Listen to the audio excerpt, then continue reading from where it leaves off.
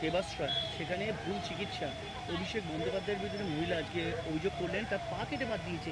তাহলে চিকিৎসা নামে হয়েছে কি এগুলো? আপনারা কথা বলুন আমাকে, একটা সিম্পল কথা সিম্পলি আমি বলতে চাই, এই রকম ক্যাম্প হওয়া কি সম্ভব? মানুষ তাহলে হাসপাতালগুলো রয়েছে কেন? হাসপাতালে যারা প্রফেশনাল ডক্টর, বিভিন্ন বিভাগে যারা বিশেষজ্ঞ তারা সেখানে বসছে, সেখানে ইনস্ট্রুমেন্ট রয়েছে, একটা টোটাল সিস্টেম রয়েছে চিকিৎসা প্রদান করার জন্য।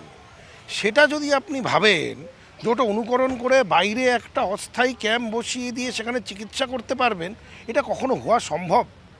সেটাই করার চেষ্টা করেছিল। এবার সেখানে যারা চিকিৎসা পাবো ভেবে গেল, তারা তো জানে না যে তার চিকিৎসা যারা করছে তারা সেই চিকিৎসা করার জন্য বিশেষজ্ঞ কিনা। তারা চিকিৎসা করিয়েছে, দেখেছে। এবার যারা বসে রয়েছে, আপনি একটা হসপিটালে গেলে আপনি দেখবেন এটা অর্থোপেডিক ডিপার্টমেন্ট লেখা থাকে, এটা কার্ডিও ডিপার্টমেন্ট লেখা থাকে, তো সেখানে তো এমন অবস্থা কে কার চিকিৎসা করছে কেউ জানে না। তো এতে মানুষের ক্ষতি নিশ্চিতভাবে হয়েছে, মানুষের জীবন নিয়ে ছিনিমিনি করা হয়েছে, খেলা হয়েছে মানুষের জীবন নিয়ে। সূর্যপুর কাণ্ডে সিপিএম যে প্রার্থী হয়েছিল তাকে অ্যারেস্ট করা হয়েছে। তো মুখ্যমন্ত্রী অভিযোগ করেছিলেন যে উস্কানি দেওয়া, উস্কানি না দিলে এত বড় ঘটনা ঘটতো না। সুজয় চক্রবর্তীর বিরুদ্ধেও এফআইআর হয়েছে। দেখুন, উস্কানির কালচার বন্ধ করতে হবে। আমরা সকলেই চাই বাংলায় শান্তি বিরাজ করুক।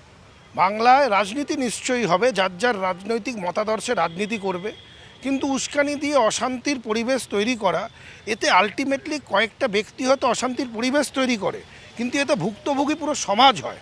এর থেকে যদি বিচ্যুতি ঘটিয়ে পরিবর্তন আনতে পারা যায়, এটাকে আমরা স্বাগত জানাবো। শেষ দুটো প্রশ্ন, ঋতব্রত, কালীঘাট, এই দুই তৃণমূলের এই যে নিম্ন আদালতের রায়, অনুব্রত বলে, বা কোথাও কি মমতা বন্দ্যোপাধ্যায় রাজনীতিতে ক্রমশ নিঃসঙ্গ হয়ে যাচ্ছেন? আচ্ছা, আপনারা এটা কালীঘাট ঋতব্রত এইভাবে বলছেন কেন? আমরাই তো তৃণমূল কংগ্রেস, বিধানসভায় আমরা স্বীকৃতি পেয়েছি তৃণমূল কংগ্রেসের। আমরাই ন্যাশনাল ওয়ার্কিং কমিটির মিটিং করলাম 2025-এ, যে ন্যাশনাল ওয়ার্কিং কমিটি এক্সপায়ার করে গেছিলো। তারপরে কালীঘাট তৃণমূল কংগ্রেস বলে যারা আপনারা যেই শব্দবন্ধনটি ব্যবহার করছেন, তারা কিন্তু করতে পারেনি।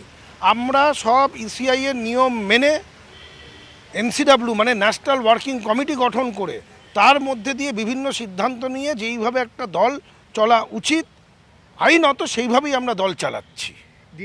মানে আগে 34 বছর, পরে 15 বছর রানওয়ে, কলকাতা এয়ারপোর্টের রানওয়েতে দিনের পর একটা মসজিদ থেকেছে, যে মসজিদে স্মরণ হয়নি বলে রানওয়ে সম্প্রসারণ করা হয়নি। অবশেষে রানওয়ে সম্প্রসারণ হচ্ছে।